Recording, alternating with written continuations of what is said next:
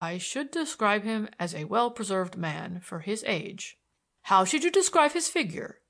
I should describe him as rather broad and stout in build, and fairly muscular, though not exceptionally so. Mr. Loram made a rapid note of these answers, and then said, "You have told us, Mr. Jellicoe, that you have known the testator intimately for 27 years. Now, did you ever notice whether he was accustomed to wear any rings upon his fingers?" "He wore upon the third finger of his left hand a copy of an antique ring which bore the device of the Eye of Osiris. That was the only ring he ever wore, as far as I know." "Did he wear it constantly?" "Yes, necessarily, because it was too small for him, and having once squeezed it on, he was never able to get it off again." This was the sum of Mr. Jellicoe's evidence, and at its conclusion the witness glanced inquiringly at Mr. Bellingham's counsel. But Mr. Heath remained seated, attentively considering the notes that he had just made, and, finding that there was to be no cross-examination, Mr. Jellicoe stepped down from the box.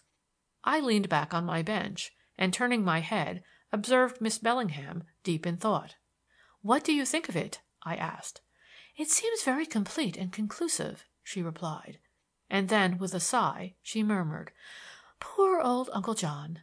How horrid it sounds to talk of him in this cold-blooded, business-like way, as the testator, as if he were nothing but an algebraical sign." "There isn't much room for sentiment, I suppose, in the proceedings of the probate court," I replied, to which she assented, and then asked, "Who is this lady?" This lady was a fashionably dressed young woman who had just bounced into the witness box and was now being sworn. The preliminaries being finished, she answered Miss Bellingham's question and Mr. Loram's by stating that her name was Augustina Gwendoline Dobbs, and that she was housemaid to Mr. George Hurst of the Poplars, Eltham. "Mr. Hurst lives alone, I believe?" said Mr. Loram. "I don't know what you mean by that," Miss Dobbs began, but the barrister explained. "I mean that I believe he is unmarried." "Well, and what about it?" the witness demanded tartly. "I am asking you a question." "I know that," said the witness viciously, "and I say that you've no business to make any such insinuations to a respectable young lady when there's a cook housekeeper and a kitchen maid living in the house, and him old enough to be my father." Here his lordship flattened his eyelids with startling effect, and Mr. Loram interrupted. "I make no insinuations. I merely ask, is your employer, Mr. Hurst, an unmarried man, or is he not?" "I never asked him," said the witness sulkily. "Please answer my question, yes or no." "How can I answer your question? He may be married, or he may not. How do I know? I'm no private detective." Mr. Loram directed a stupefied gaze at the witness, and in the ensuing silence a plaintive voice came from the bench. "Is that point material?" "Certainly, my lord," replied Mr. Loram. "Then, as I see that you are calling Mr. Hurst, perhaps you had better put the question to him. He will probably know." Mr. Loram bowed, and as the judge subsided into his normal state of coma, he turned to the triumphant witness. "Do you remember anything remarkable occurring on the 23rd of November, the year before last?"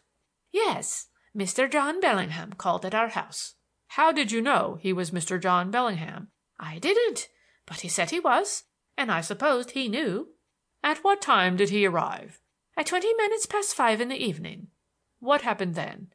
"I told him that Mr. Hurst had not come home yet, and he said he would wait for him in the study and write some letters. So I showed him into the study and shut the door." "What happened next?" "Nothing. Then Mr. Hurst came home at his usual time, at 5:45, and let himself in with his key. He went straight into the study, where I supposed Mr. Bellingham still was, so I took no notice, but laid the table for 2. At 6 o'clock Mr. Hurst came into the dining room. He has tea in the city and dines at 6, and when he saw the table laid for 2, he asked the reason. I said I thought Mr. Bellingham was staying to dinner. 'Mr. Bellingham,' says he, 'I didn't know he was here. Why didn't you tell me?' he says. 'I thought he was with you, sir,' I said. 'I showed him into the study,' I said. 'Well, he wasn't there when I came in,' he said, 'and he isn't there now,' he said. 'Perhaps he has gone to wait in the drawing room,' he said. So he went and looked in the drawing room, but he wasn't there. Then Mr. Hurst said He thought Mr. Bellingham must have got tired of waiting and gone away. But I told him I was quite sure he hadn't, because I had been watching all the time. Then he asked me if Mr. Bellingham was alone or whether his daughter was with him, and I said that it wasn't Mr. Bellingham at all, but Mr. John Bellingham, and then he was more surprised than ever. I said we had better search the house to make sure whether he was there or not, and Mr. Hurst said he would come with me. So we went all over the house and looked in all the rooms, but there was not a sign of Mr. Bellingham in any of them. Then Mr. Hurst got very nervous and upset, and when he had just snatched a little dinner, he ran off to catch the 6:31 train up to town." "You say Mr. Bellingham could not have left the house because you were watching all the time. Where were you while you were watching?" "I was in the kitchen. I could see the front gate from the kitchen window." "You say that you laid the table for two. Where did you lay it?"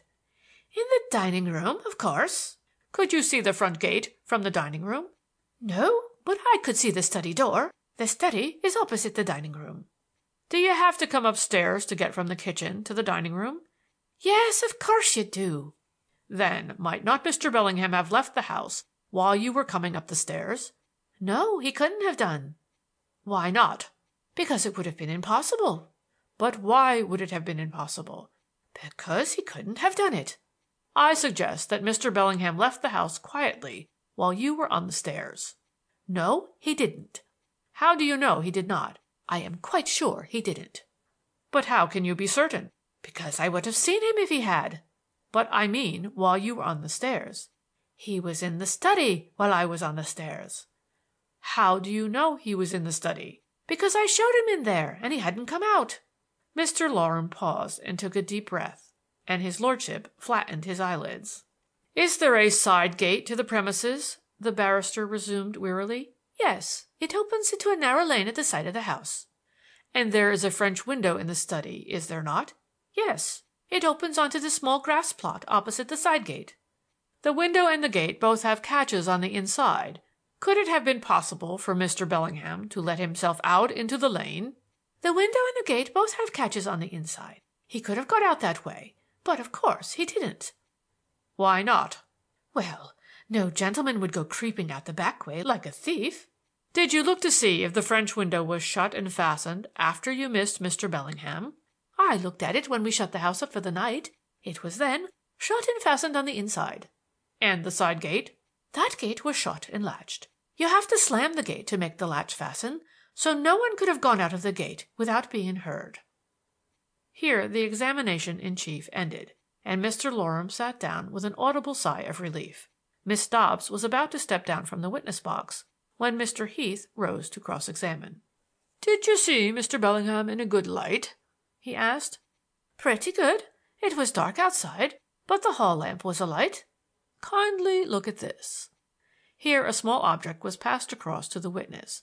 "It is a trinket that Mr. Bellingham is stated to have carried suspended from his watch guard. Can you remember if he was wearing it in that manner when he came to the house?" "No, he was not." "You are quite sure of that?" "Quite sure." "Thank you. And now I want to ask you about the search that you have mentioned. You say that you went all over the house. Did you go into the study?" "No, at least not until Mr. Hurst had gone to London." "When you did go in, was the window fastened?"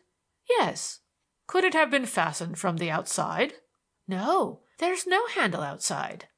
"What furniture is there in the study?" "There is a writing table, a revolving chair, 2 easy chairs, 2 large bookcases, and a wardrobe that Mr. Hurst keeps his overcoats and hats in." "Does the wardrobe lock?"